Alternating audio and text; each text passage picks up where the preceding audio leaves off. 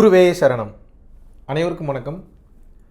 போன பிறவியில் நான் என்னவாங்க இருந்தேன், அதை என்னால் தெரிஞ்சுக்க முடியுமா, அதுக்கு ஏதாவது வழிமுறைகள் இருக்கா அப்படின்னு ஒரு கேள்வி. நிச்சயமாக போன பிறவியில் நீங்கள் என்னவாக இருந்தீங்க, அதுக்கு முன்னாடி பிறவியில் என்னவாக இருந்தீங்க, அதுக்கு முன்னாடி பிறவியில் என்னவாக இருந்தீங்கன்றதை நிச்சயமாக தெரிந்து கொள்ள முடியும். காரணம் என்ன அப்படின்னா, இது நாள் வரைக்கும் நம்ம புல்லாய் பிறந்து அப்புறம் கொஞ்சம் கொஞ்சமாக ஒரு செல் உயிரினத்திலிருந்து இன்று பல லட்சம் பல கோடி செல்கள் இருக்கக்கூடிய இந்த மனித உடலை எடுப்பதற்கு பல பிறவிகள் பல உடல்களுக்குள் இருந்து வந்திருக்கிறோம். தாவரமாக இருக்கலாம், விலங்குகளாக இருக்கலாம், பறவைகளாக இருக்கலாம், மனிதனாக இருக்கலாம், ராஜாவாக இருந்திருக்கலாம், ராணியாக இருந்திருக்கலாம், பிச்சைக்காரனாக இருந்திருக்கலாம், ஞானியாக இருந்திருக்கலாம், யோகியாக இருந்திருக்கலாம், ஆசிரியராக இருந்திருக்கலாம், தங்கம் செய்பவராக இருந்திருக்கலாம், தங்கம் திருடுறவராக இருந்திருக்கலாம், நீதிபதியாக இருந்திருக்கலாம், இல்லாட்டினா என்னவா வேணால் இருந்திருக்கலாம், சராசரி மனிதனாக இருந்திருக்கலாம். இப்போது மனித வாழ்க்கை வாழ்ந்து கொண்டு இருக்கும்போது பலருக்கு இப்படி ஒரு ஒரு ஒரு ஒரு ஆசை வந்துடுது.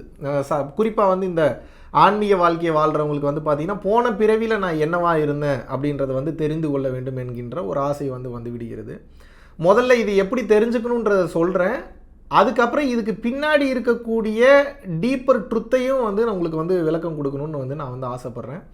நம்ம பரம்பொருள் யோகமே நீங்கள் ரெகுலராக செஞ்சுக்கிட்டே இருக்கும்போது, யோக பயிற்சி முடிஞ்சதுக்கப்புறம் புருவ மத்தியத்தில் போன பிறவியில் நான் என்னவா இருந்தேன்ற தெரிஞ்சுக்கிற எனக்கு ஆசை இருக்குது அப்படின்றத நீங்கள் ரெகுலராக பிரார்த்தனை வைத்து கொண்டே வரீங்க அப்படின்னா, உங்களது ஆற்றல் நிலை எந்த அளவுக்கு பயிற்சி பண்ணி மனதை ஒடுக்கி இந்த பிரபஞ்ச சக்தி அதிகமாக உடம்புல நீங்கள் தேக்கி வச்சுருக்கீங்களோ, அந்த ஆற்றல் அதிகமாக நிச்சயமாக உங்களால் அதை தெரிந்து கொள்ள முடியும். ஸோ பரம்பொருள் யோகத்தினுடைய சிறப்பு ஏகப்பட்ட சிறப்புகள் இருக்குது. நோய்களை குணமாக்குகிறது, மன நிம்மதியை கொடுக்கிறது, குண்டலினியை மேலேற்றுகிறது, கேட்ட பொருள்களை அடைவதற்கு வழிவகுக்கிறது. அது மட்டும் இல்லாமல் போன பிறவியில் நீங்கள் என்னவா இருந்தீங்கன்றதை தெரிந்து கொள்வதற்கும் இது உங்களுக்கு வழிவகை செய்கிறது. ஆனால் இதில் நீங்கள் என்ன பெரிய பிரச்சனை அப்படின்னு புரிஞ்சுக்கணும் அப்படின்னா, போன பிறவியில் நான் என்னவா இருந்தன்றதை தெரிஞ்சுக்கிறது 95% நபர்களுக்கு மேலாக மெஜாரிட்டி ஆஃப் த யோகிகளுக்கு இது பிரச்சனையாக மட்டும்தான் முடியும்.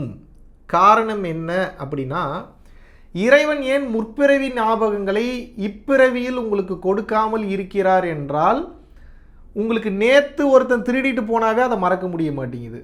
இன்றைக்கி ஒரு நெகட்டிவ் தாட் வருதுன்னா அதை உங்களால் மறக்க முடிய மாட்டேங்குது. ஒரு கெடுதலான ஒரு எண்ணம் வருதுன்னா அதை கிராஸ் பண்ணி போகிறது எப்படின்றது தெரிய மாட்டேங்குது. யாராவது உங்களை ஏமாற்றிட்டு போயிட்டாங்க, இல்லை கஷ்டப்படுத்திட்டு போயிட்டாங்க, இல்லை காயப்படுத்திட்டு போயிட்டாங்க, இல்லை ரொம்ப ஹர்ட் பண்ணிட்டாங்கன்னா வருஷ கணக்கில் ஞாபகம் வச்சுருக்கீங்க. இப்போவே உங்களால் நான் சராசரி மனிதர்களை மட்டும் சொல்லவில்லை, ஆன்மீகவாதிகளே ஆன்மீகத்தில் பயணம் பண்ணக்கூடிய நிறைய இல்லற ஞானிகளே இப்படித்தான் இருக்கிறீர்கள். அப்படி இருக்கும்போது ஒரு இந்த பிறவியில் இருக்கக்கூடிய விஷயங்களையே உங்களால் ஹேண்டில் பண்ண முடியலன்னா, ஜென்மங்களுக்கும் இருக்கக்கூடிய விஷயங்களை போன பிறவி போன ஜென்மம் எல்லாமே உங்களது ஆன்மாவில் பதிவாகி இருக்கிறது.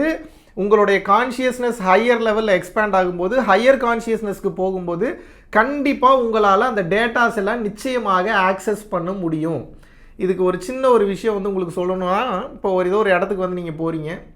அந்த இடத்துக்கு போகும்போது ஆல்ரெடி அந்த இடத்துக்கு வந்த மாதிரியான ஒரு ஃபீல் இருக்கும். ஆனால் கண்டிப்பாக அந்த இடத்துக்கு நீங்கள் போயிருக்க மாட்டீங்க. ஆனால் ரொம்ப பரிச்சயப்பட்ட இடமா இருக்கும், பரிச்சயப்பட்ட நபராக இருப்பார், இங்கே ஆல்ரெடி ட்ராவல் பண்ணி வந்த மாதிரி ஒரு ஃபீல் இருக்கும். தேஜாவு அப்படின்னு சொல்லுவாங்க, ஆல்ரெடி பார்த்த மாதிரியான ஒரு ஃபீலு. ஜமாயு அப்படின்னா என்னென்னா, உட்காந்து பேசிகிட்டு இருப்பீங்க, அந்த ரியாலிட்டியிலேருந்து டக்குன்னு டீக்ளேட்ஸ் ஆகிருங்க. டக்குன்னு எங்கே இருக்கீங்க, என்ன பேசுகிறீங்க, எங்கே போகிறீங்க, எங்கே வரீங்க, எங்கே ட்ராவல் பண்ணி போய்ட்டுருக்கீங்க எல்லாமே மறந்துடும், டீக்ளேட்ஸ் ஆகிடுறது. இது ஜமாயுன்னு சொல்லுவாங்க. இது ஏன் நடக்குதுன்னா, உங்களது கான்ஷியஸ்னஸ் உங்களையே அறியாமல் ஏதாவது ஹையர் லெவல் ஆஃப் எனர்ஜி சோர்ஸஸ்க்கு போகும்போது, ஜீவசமாதியோ சக்தி வாய்ந்த நிலைகளோ, இல்லை உங்களை சுற்றி கண்ணுக்கு தெரியாத ஏதாவது ஒரு பவர்ஃபுல் என்டிட்டிஸ், கண்ணுக்கு தெரியாத சக்தி வாய்ந்த ஆற்றல்கள், ஆன்மாக்கள் உங்களை கிராஸ் பண்ணி போகும்போது, அந்த ஆன்மானா என்ன, கண்ணுக்கு தெரியாத உருவம் கொண்ட எலக்ட்ரோ மேக்னெட்டிக் வேவ்ஸ், அதுதான் ஆன்மா. அப்போ அந்த எலக்ட்ரோ மேக்னெட்டிக் வேவ்ஸ் பார்த்தீங்கன்னா, உங்கள் உடம்புல இருக்கக்கூடிய எலக்ட்ரோ மேக்னெட்டிக் வேவ்ஸை ஆக்சஸ் பண்ணும்போது, தெரிந்தோ தெரியாமலோ இல்லை ட்ராவல் பண்ணி போகும்போதோ ஏதோ ரீதியாக ஆக்சஸ் பண்ணும்போது, உங்களது ப்ரெசண்ட்டில் இருக்கக்கூடிய கான்ஷியஸ்னஸ் ஒன்று ரொம்ப பாஸ்ட்டுக்கு ஒரு ஃப்ராக்ஷன் ஆஃப் செகண்ட்ஸில் போயிட்டு வந்துடும். அப்படி இல்லாட்டினா உங்களோட ஃப்யூச்சருக்கு ஒரு ஃப்ராக்ஷன் ஆஃப் செகண்ட்ஸில் போயிட்டு வந்துடும். அதான் வள்ளலார் சொல்கிறாருல, அண்ட கோடி அனைத்தும் அரை வினாடியில் அறிந்து வர பெற்றேன்றார்ல. அண்டம் கோடி இருக்குது, கோடி கோடி இருக்குது, அது அத்தனையும் அரை வினாடிக்குள்ளே நான் பார்த்துட்டு வந்துட்டேங்கிறார். நம்புகிற மாதிரி இருக்காது. ஆனால் அந்த நிலையில் பார்க்கும்போது பேரலல் டைமென்ஷன் குவாண்டம் தியரியில் பார்க்கும்போது, குவாண்டம் சயின்ஸில் பார்க்கும்போது, மெய்யியல் கோட்பாடுகளுடன் பார்க்கும்போது, ஆன்மாவினுடைய ஆற்றலை பற்றி பார்க்கும்போது, இந்த சக்தி மிக்க நிலைகளினுடைய ட்ராவலை பற்றி புரியும் போது தான் இதெல்லாம் பாசிபிள்ன்றதே உங்களுக்கு புரிய வரும். அப்போ என்னென்னா உங்களது ஆன்மா அந்த பதிவுகளுக்கு முன்னாடியும் போய் பார்த்துட்டு வருது, பின்னாடியும் போய் பார்த்துட்டு வருது. அதனால தான் அது ஆல்ரெடி பார்த்துட்டு வந்த மாதிரியான ஒரு ஃபீலை வந்து கொடுக்குது.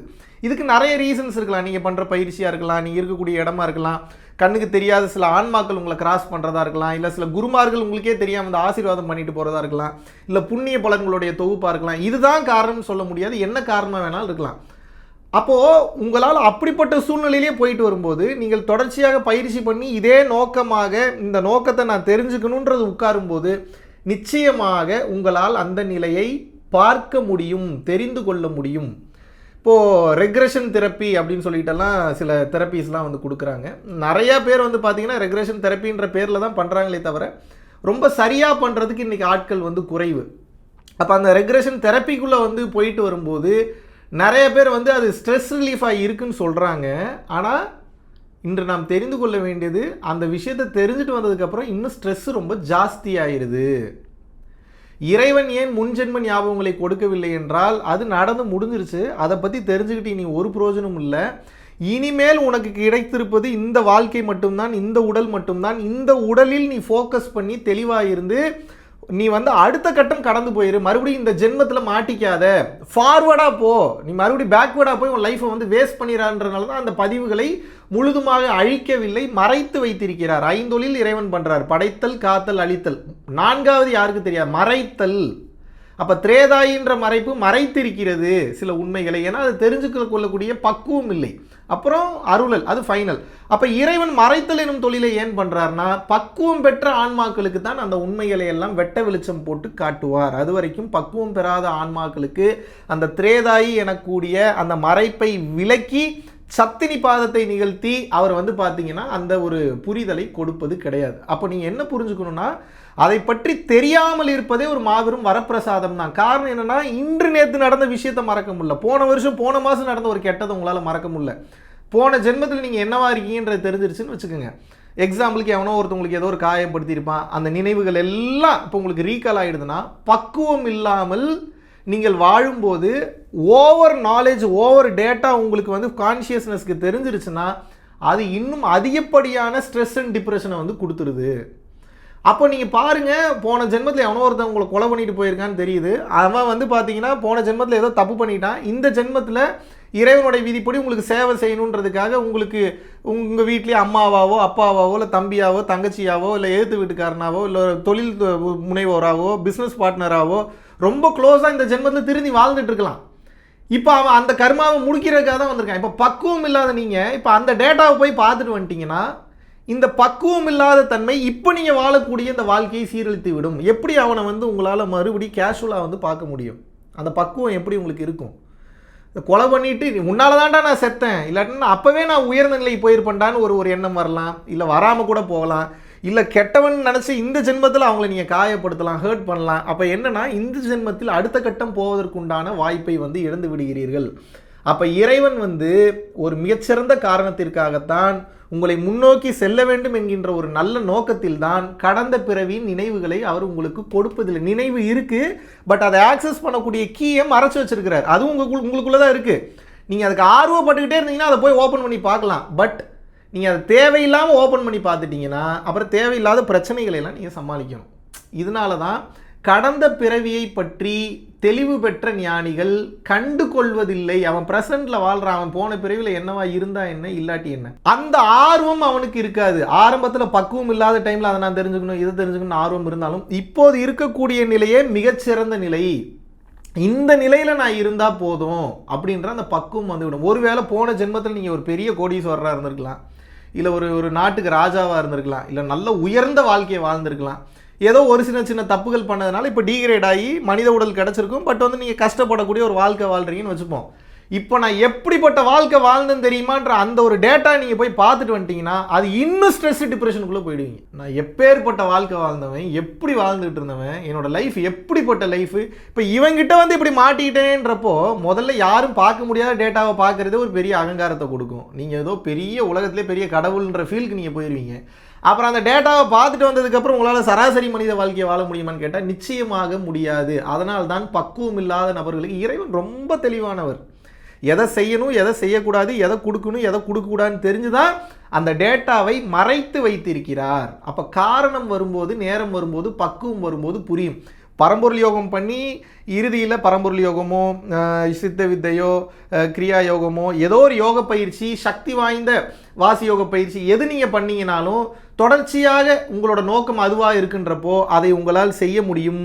ஆனால் பல பேர் என்ன புரிஞ்சுக்கிட்டாங்கன்னா, பல யோக பயிற்சியினோட இறுதியில் ஆசைப்பட்டு போய் நான் எல்லாத்தையும் பார்த்து அதில் ஒன்றும் இல்லைன்றதை தெரிஞ்சுக்கிட்டு ஸ்ட்ரெஸ்ஸு டிப்ரெஷன் தான் மிச்சம், என் வாழ்க்கையை வாழ ஆரம்பிக்கிறேன்னு சொல்லி வாழும் நிலைக்கு வந்து விடுகிறார்கள். அதை தான் நான் உங்களுக்கு சொல்கிறேன். லைஃப்பை வாழ ஆரம்பிங்க. முதல்ல உங்களுக்கு பிடிச்ச மாதிரி வாழுங்க, பிடிச்ச இடத்துக்கு போங்க, பிடிச்சதை செய்யுங்க, எத்திக்கலாக இருங்க, அறம் சார்ந்து இருங்க, தர்மம் சார்ந்து இருங்க, பிற உயிர்களை காயப்படுத்தாதீங்க. அப்படியே காயப்படுத்தாமல் மன்னிப்பு கேட்டுருங்க, அந்த தப்பை ரிப்பீட் பண்ணாதீங்க.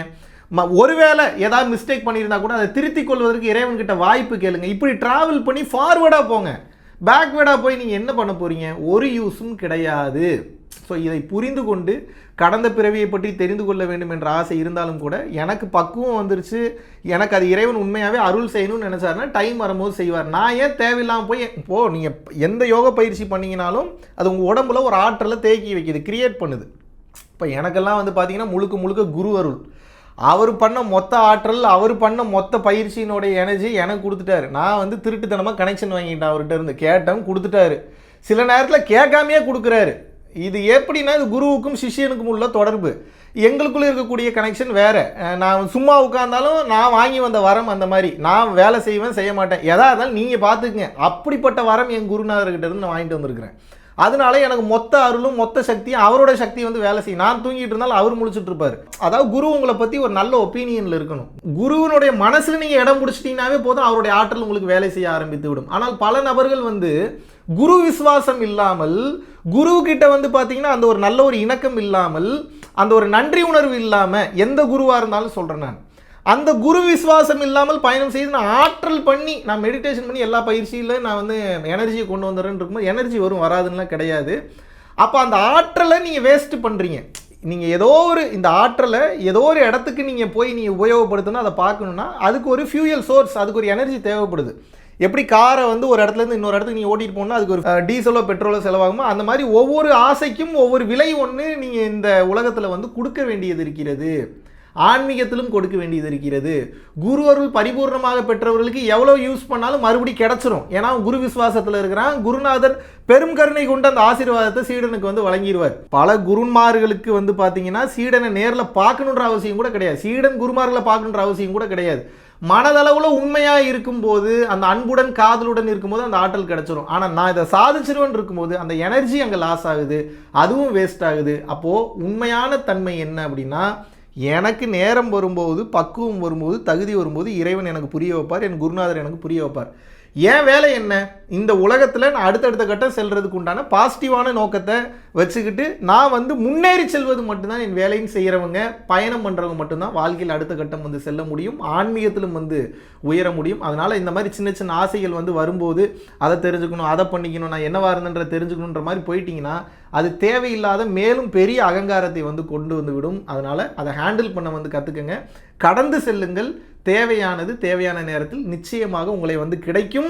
அதற்கு இறைவனே பொறுப்பு, இறைவனே சாட்சி. அதை செய்து முடிக்காமல் இருந்தால் பிரபஞ்சம் கடங்காரனாகிவிடும்.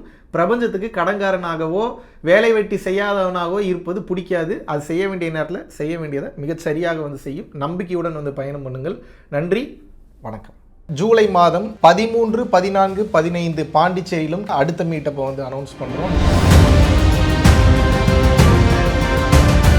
வருகின்ற ஜூலை 29ஆம் தேதி குரு பூர்ணிமா வந்து பார்த்தீங்கன்னா உலகமெங்கிலும் ரொம்ப விமர்சையாக வந்து கொண்டாடப்பட இருக்குது.